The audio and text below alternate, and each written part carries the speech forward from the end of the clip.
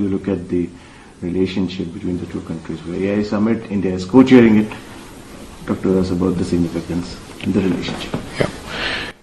It's, as you know, there's going to be an AI Action Summit in Paris starting tomorrow.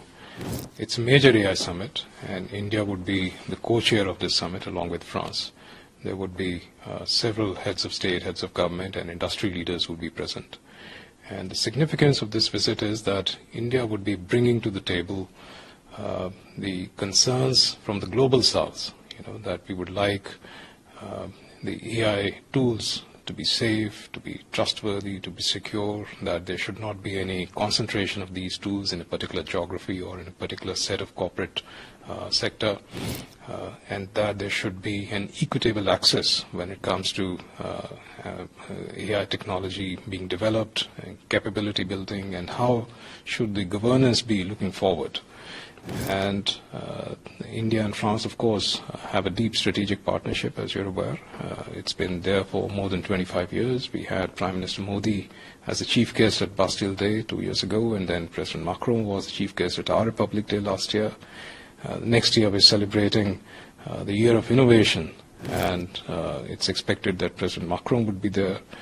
So it's a deep strategic partnership we have, and as part of that partnership, we have built a roadmap for the next 25 years. And as part of that roadmap, of course, we have very intensive dialogues on the sweeping geopolitical changes which are happening around us. And AI, as one of those major developments, is a subject of discussion. Since we are talking about AI, how do you look at India's role in AI world? Because what kind of collaboration we can also expect between India and France in this regard? If you can shed some light on that. I think one of the two things which India brings when it comes to AI is, one, our expertise in developing, for instance, the digital public infrastructure as a public good, and that's our strength. And we have already we have several examples of developing that and using that, and that's something we can offer to the rest of the world. For instance, when it comes to, if you look at the components of AI, so essentially you're looking at compute, you're looking at the models, and you're looking at data. So the essential dilemma is how do you bring the data to the end user or the private sector, which is going to develop the models, right? Which is where you have to protect the data.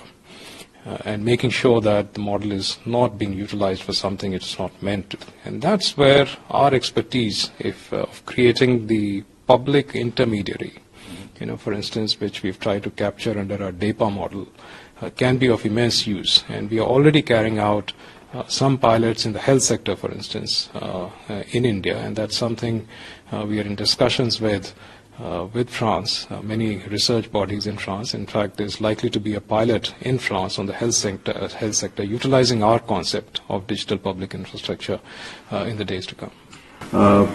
Prime Minister Modi's visit, what's going to be the schedules of Prime Minister Modi? Because there are two locations which we are aware about.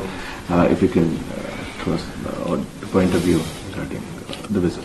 Well, as the Foreign Secretary has mentioned in his curtain raiser, the Prime Minister arrives tomorrow, and tomorrow in the evening, President Macron is hosting a dinner where for all the participants, for all the heads of government, heads of state and industry leaders for the AI Summit, and then on